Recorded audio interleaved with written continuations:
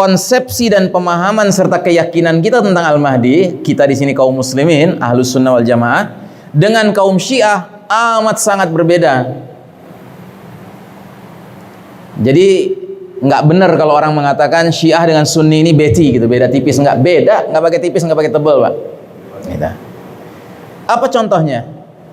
Pertama, bagi kaum Syiah, yang namanya Al-Mahdi adalah sosok yang sudah pernah muncul ribuan tahun yang lalu, tetapi pada usia 5 tahun tiba-tiba raib, menghilang,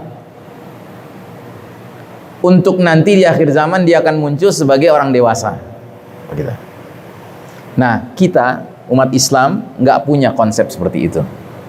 Konsep kita tentang Al-Mahdi adalah Al-Mahdi itu laki-laki biasa, lahir dari keluarga biasa, dengan cara yang biasa, namun ditunjuk oleh Allah dalam masa hidupnya menjadi seorang yang memainkan peranan luar biasa. Itu saja. Tapi secara keseluruhan beliau orang biasa, lahir dari keluarga biasa. Syiah tidak begitu. Malah menurut kaum Syiah, ketika Al-Mahdi yang pada usia 5 tahun hilang itu, ya, bersama dengan raibnya Al-Mahdi, raib pula kitab suci Al-Quran yang asli. Gitu. Jadi kaum Syiah itu meyakini bahwa kitab suci Al-Quran yang asli itu namanya Mushaf Fatimah. Mushaf Al-Quran miliknya Fatimah, putrinya Nabi Muhammad SAW, istrinya Ali bin Abi Thalib. Suatu perkara yang nggak ada itu, cerita itu di dalam pemahaman kita. Dan menurut mereka Mushaf Fatimah ini, Al-Quran yang asli itu tebalnya 3 kali lipat dari Quran kita, yang isinya beda sama sekali dengan Quran kita. Karenanya muncul pertanyaan, jika ini menjadi keyakinan kaum Syiah, lalu semenjak Al-Mahdi raib, semenjak Al-Quran yang asli raib, lalu pegangan mereka apa? Kan gitu kan? Sebab Al-Quran ini kan pegangan kita, kitab kita, buku petunjuk kita kan? Nah, karena itulah kaum Syiah mengembangkan sebuah ajaran khusus yang baru, menambah rukun iman yang 6 yang kita sudah yakini itu. Mereka punya salah satu rukun iman tambahan, yaitu iman kepada al-walayah. Al-walayah itu loyalitas kepada pemimpin, kepada imam. Ya. Dan mereka punya keyakinan, sebagaimana yang ditulis oleh Khomeini, tokoh Syiah. Beliau menulis dalam kitabnya Al-Hukum Al-Islamiyah, pemerintahan Islam.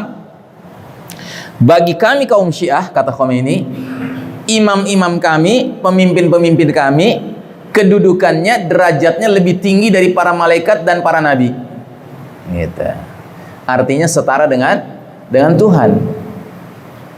Karenanya semenjak hilangnya Al-Quran, yang jadi pegangan mereka untuk menentukan mana yang halal, mana yang haram dan lain sebagainya, kemana? Ya merujuk kepada imam. Ngerti? Jadi mereka punya konsepsi keyakinan bahwasanya hakut tahlil wa tahrim, hak menghalalkan dan mengharamkan itu ada juga pada kuasanya imam. Yang ini dalam kita kaum muslimin, keyakinan kita tidak ada. Hak menghalalkan dan mengharamkan hanyalah milik siapa? Hanya milik Allah. Itu keyakinan kita kaum Sunni ya, Ahlus Sunnah wal Jamaah, bahwasanya hak menghalalkan dan mengharamkan hanyalah milik Allah Ta'ala. Sehingga kita juga punya keyakinan bahwa siapapun selain Nabi Muhammad SAW pendapatnya bisa diterima, bisa ditolak. Tapi kalau sudah pendapat Allah, pendapat Rasul, ya sami'na wa ata'na. Kita dengar dan kita taat. Nah, jadi saudaraku rahimakumullah, itu satu perbedaan kita dengan kaum Syiah.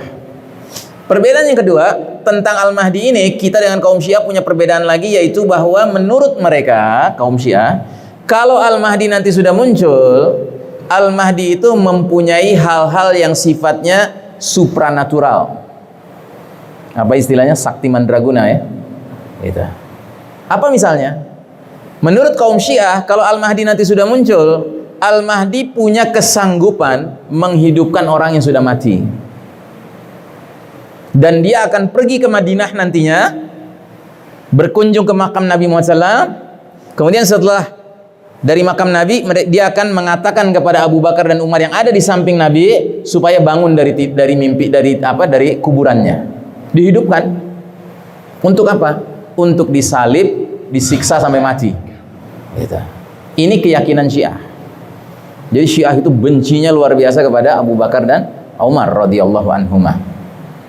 Kenapa? Karena menurut keyakinan mereka, semenjak wafatnya Nabi Muhammad SAW, mestinya yang menggantikan Nabi sebagai khalifah siapa? Ali bin Abi Thalib. Sehingga mereka menuduh Abu Bakar, Umar, plus Utsman ini adalah kriminal-kriminal, penjahat-penjahat. Bahkan lebih jauh daripada itu, mereka mengkafirkan Abu Bakar dan Umar. Dan semikian dahsyatnya mereka mengkafirkan Abu Bakar dan Umar, akhirnya mereka mengkafirkan istri-istri Nabi yang notabene adalah putri-putrinya Abu Bakar dan Umar. Mereka mencela, mereka kafirkan Aisyah radhiyallahu anha, Ummul Mukminin, istri Nabi, ibunya orang-orang beriman. Mereka mencela, mengkafirkan Hafsah binti Umar ibn Khattab yang merupakan istri Nabi juga, Ummul Mukminin. Nah, jadi saudaraku rahimakumullah, kita nggak punya pemahaman seperti itu. Menurut pemahaman kita, Al-Mahdi lagi-lagi adalah laki-laki biasa, lahir dari orang tua biasa, dengan cara biasa, namun ditunjuk Allah untuk memainkan peranan luar biasa sebagai Amirul Mukminin fi akhiriz zaman, pemimpinnya orang beriman di akhir zaman.